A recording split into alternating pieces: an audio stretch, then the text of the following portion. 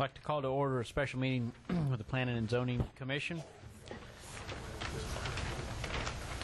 Let the record show all members are present. This time I'd like to open up the floor for public comment period. Anyone wishing to speak on any item not on the agenda, please come forward. No one wishing to come forward. Public comment period is closed. This time I'd like to open for discussion a public hearing to consider following rezoning request. Zoning ID 1878.08, the preserve at Old Dutchtown for John Fetzer, Dutchtown Development.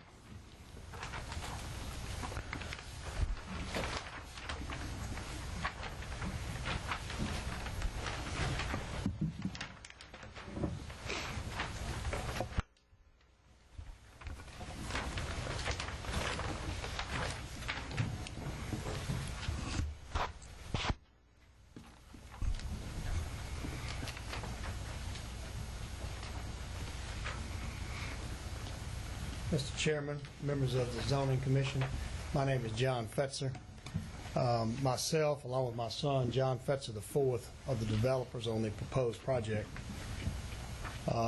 This is a rezoning request for an approximate 5-acre tract from the current zoning classification of RM to a zoning classification of SPUD. And for the preliminary or conceptual approval, I should say, of the SPUD, which is to be named the Preserve at Old Dutchtown. The Preserve is the last component of the Old Dutchtown community, which we started in 2003. The other components are apartments, Lakeside Oaks, which is a 252 unit apartment complex, which we built and which we still own and operate. The other component is the approximate 213 lot single family subdivision called Old Dutchtown. Currently we have about 180 residents, homeowners in the development. We're in our fourth and final phase of that development, and we should be completing it in the next year or so. The Old Dutchtown community was approved back in 2003 under the large development provision of the old development code. We didn't have the PUD or SPUD or T&D ordinances at that time. The project consists of 19 single-family attached units. They're in the units are actually in 3 buildings. The access to each unit is through a drive that's on the perimeter of the property. All of the front units, all the front of each unit actually looks over the common area or the pond, which is shown on the landscape plan here that you maybe can see from where you're sitting. These units will probably consist of about 1,800 to 1,900 square feet. Obviously we don't have construction plans yet. 1- and 2-story buildings. They'll have a garage. Each unit will have a garage. We have 3 large specimen live oak trees on the property. We are preserving these trees. We have Jimmy Culpepper as our arborist. He has been on the property. He's submitted a report to us, and we're going to follow his recommendations for the preservation of these trees, and we're going to build our drives, etc., in accordance with his recommendations. The property is already partially fenced. There's some landscaping on the property already, but we're going to add more. I think we have approximately 60% of the space on the property as common area. So this is really a very low density development. We have talked to the Deputy Fire Chief, Mr. Raymond Poche, about issues that he has. We've done, our engineer, GWS Engineering, has done the computer modeling for the fire trucks that Deputy Chief Poche has in his district. And he has other questions that maybe relate more to construction, but we haven't quite got to those details yet, so we told him we'd get back with him when the time was right. Unless the Zoning Commission has any questions, I'll rest at this point, and if there's any more discussion or any opposition, I'd like to reserve the balance of my time for that rebuttal, please. Thank you.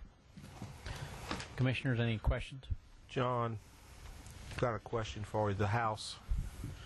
What are you going to do with the house, John? I know you want to save the oaks. You saved plenty of those. You know, try to save as many trees. What are you going to do about the house? The house, as you well know, it is the Andrew Babin house. It still is the Andrew Babin house. You know, we own it.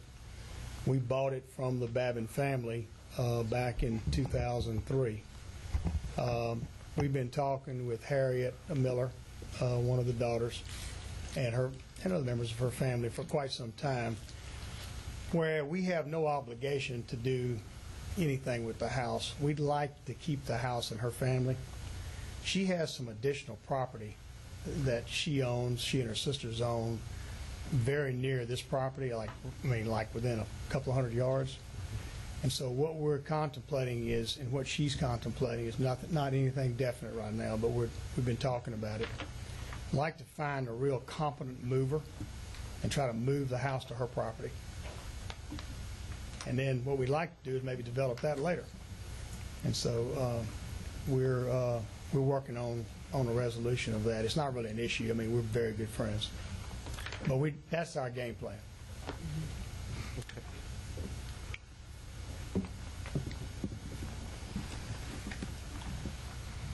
Any other questions? I have a question. You mentioned in here that there was a fence between this property and the apartments.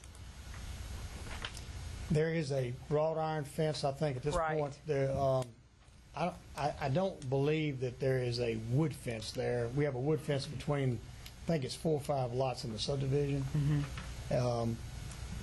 We really don't plan on putting a fence there. We have parts of that area is already fenced because of the treatment plant. But we really had not anticipated separating the apartments from this project.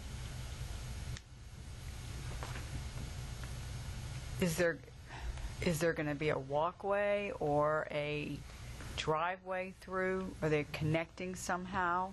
No, they're not No? connecting. No, there's already a wrought iron fence there. Yeah, but it didn't continue all the way across to the apartments. There's still some open space where people can walk through in your northeast corner. Right. Well, we may fence that area. Yes, we may fence that area. It's not large. No, It's a no. smaller area. I was just wondering if you were going to keep that fence line all the way down, continue that on. We're contemplating, Ms. McNeil, actually a construction of a wall, a masonry wall, that would help with the sound on the interstate. Much like we planted all the trees that we planted, and we used 3-story buildings for the apartments to kind of help with the noise problem for the subdivision part of the development.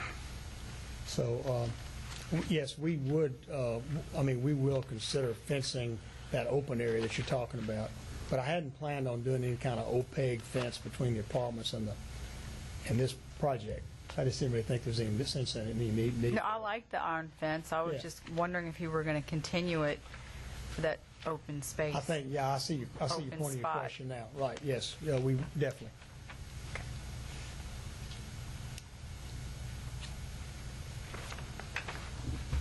I see your comment in here about coordinating at a later date to accommodate the garbage trucks and the fire trucks.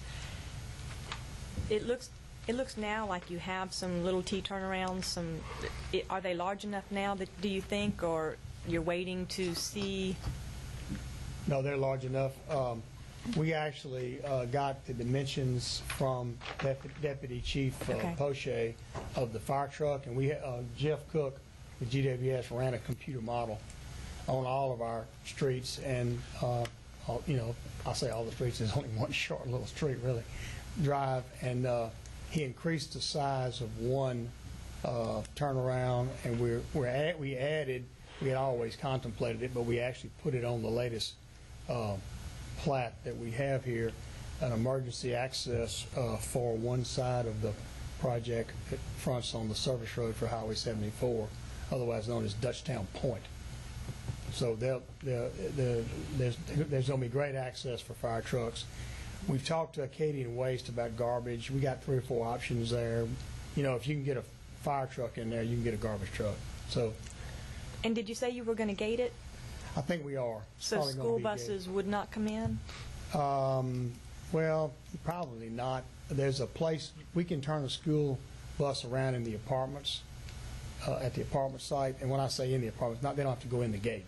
It's just on the extension of the Highway 74 service road, there's a place where the school buses come now to pick the children up. So they could stop, pick these kids up, and then go a little bit further, get to the apartments, and then turn around and come out. Okay, and one more question. Have you talked to them about standardizing the emergency system to get into the gate? Yes, we're very familiar with that.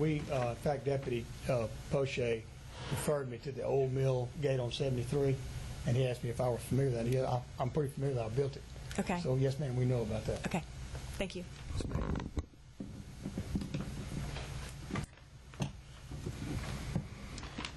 Okay, at this time, I'd like to open up the floor for a public hearing. Anyone wishing to come forward and comment, please come forward. You have 3 minutes to speak.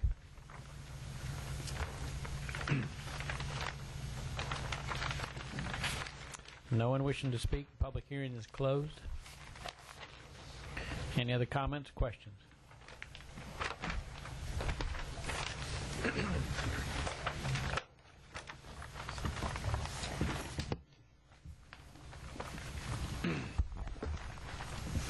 O'Neill, 2 motions, correct? Yes, and independent recommendations. Yeah.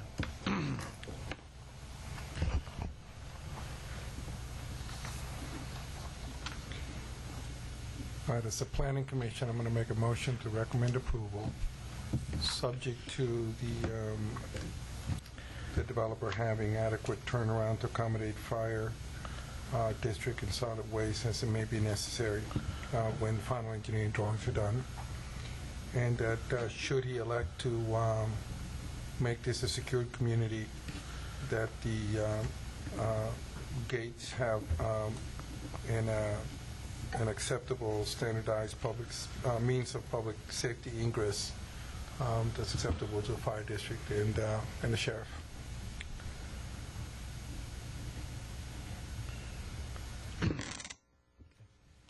Motion by Julio Dumas. I have a second. Second by Sherry Slyman.